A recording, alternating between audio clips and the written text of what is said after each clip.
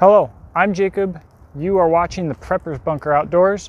Today I am here to talk to you about the Bear Forest Knives Gt-3. This little pocket kept heart is a wonderful blade, and if you are on the market for a very well-priced hand American made blade, you're going to want to stick around and check this out.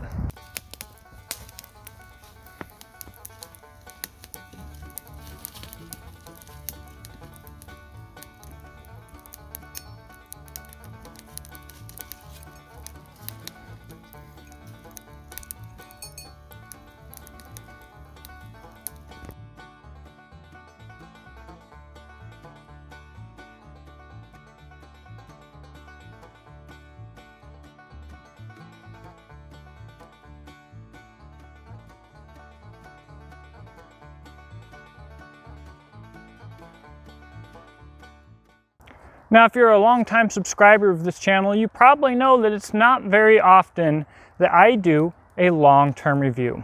And the reason is, I take a long time to do a long-term review. It usually comes after an initial review, and I have to get a lot of use out of it, and that takes a lot of time. Now, the Gt-3, I've not had as long as many of my long-term blades in the stable. However, I have used it a lot, primarily as an EDC knife due to its size. And because I've used it a lot, I can do a long-term review a lot quicker. And as an EDC blade, it does great. You know, it's just a very handy size. The Armantis sheath, Armatis Carry Solutions, Kydex sheath is incredibly practical, easy to carry, incredibly high quality, you know, top-notch stuff. And so the edge is thin enough to do all my EDC tasks efficiently, thick enough to be tough. But what you probably want to know about is how this knife performs in bushcraft. So the edge thickness that Garrett has chosen to use on these knives is, again, thin enough to be slicey. It is a slicey blade. However, with the saber grind and the thickness that you do have, it is also stout enough to be tough enough for your bushcraft. While doing feather sticks, I could angle my blade and choose the thickness of my feathers. That's something that you can't always do with a knife with a little bit thicker edge or an edge that's not quite as keen. And so that's very nice. You know, and one of the things that I did with this knife for its bushcraft test was made a simple fire. And when it comes to making a fire, you've got this nice spine here, nice and sharp, and it throws some sparks. Now, I made this fire quickly. Everything was wet. It was an absolute pain in the butt. I used too much of my ferro rod, and I worked too hard.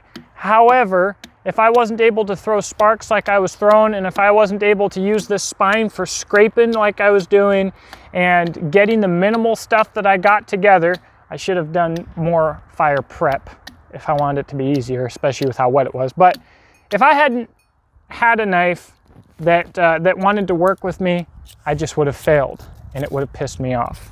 And that didn't happen because this is a very practical little knife. Now, in my mind, I kind of separate actually firecraft and bushcraft, because in the world of bushcraft, most of us YouTube folks talk about is fire prep. However, bushcraft to me is crafting in the bush. And one of my favorite things to do while crafting in the bush is cross-grain batoning and popping out notches. You know, people like to put these giant gaudy saws on their knives, and they like to do that for notches. The problem is, some of them cut pretty good when they're new. However, they only cut one width, right? And you never need the same width of notch twice when you're in the bush.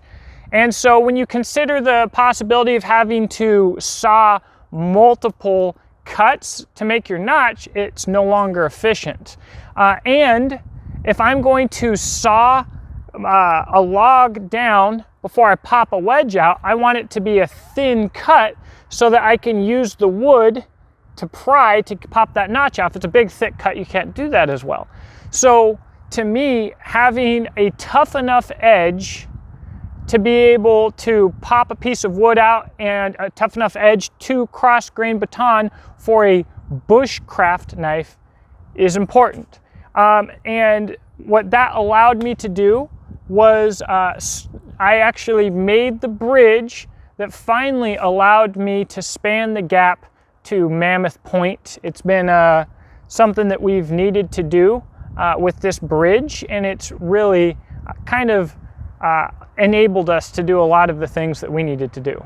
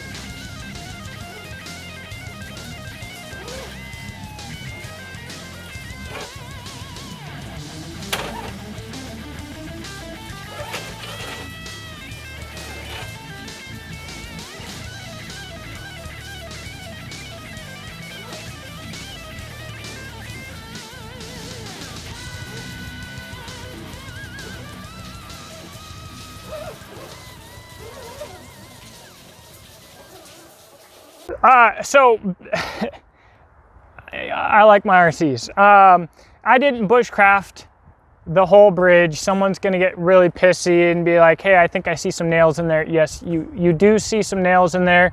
I didn't actually have the time. Bushcraft takes a long time, guys. And so I wanted to bushcraft the whole thing, but this was a 2-hour project. This is a 10-hour project that I had 2 hours to do. So there you have it. All in all, guys, the bottom line, these knives are incredibly handy. I'm gonna put a link to Bear Forest knives in the description box below. You get a phenomenal value when it comes to the fact that this is an American handmade blade and high carbon, full tang, nice handle scales, ergonomic, someone who really knows about their edge geometry and what they're looking for in a knife made this. This was made by an enthusiast. This wasn't made by some guy in a suit trying to make a lot of money. This was made by a guy who loves knives. And because it was made by a guy who loves knives and loves using knives, Garrett is definitely a knife user. He's not just a looker or a holder. Some of these guys, he's not one of these guys that has a display case full of knives. Not that there's anything wrong with that, but that's not how you learn about edge geometry and handle geometry. He is a user of knives. He's put together a compact package that is wonderful for everyday carry. His choice of Armatis Carry Solutions Kydex is phenomenal.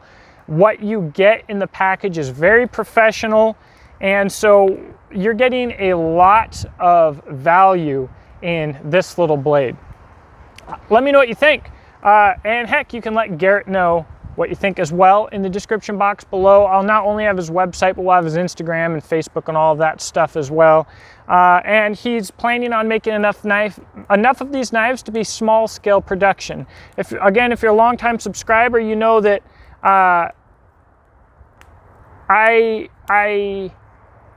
the world has changed to knife making to where most of everything is usually automated. So I have this personal thing that I call custom production, where they're production knives because a lot of them are produced. However, they're handmade, so they're a little bit different. It's a little bit different market segment than a normal production knife, right? And I think with Garrett, if you want to contact him, you want one of his designs and you want a couple of custom, like a handle material or something like that, I think he'd probably work with you. And that's something cool that you can get with someone who's hand making knives that's not necessarily available with modern full-on production. Really cool guy, just a very practical knife. The Kephart design is very practical. I want to talk real quick before I go about something that I should have talked about earlier. That's this tip. In my opinion, a lot of Kepharts have a tip that's too obtuse, so you can't really use it. Here, we have a tip that's pokey enough to be very practical. So just all in all, well thought out, well designed. Check his stuff out. Let me know what you think in the comments section below. I hope that you have a blessed day, and I'll talk to you soon. Thanks for watching.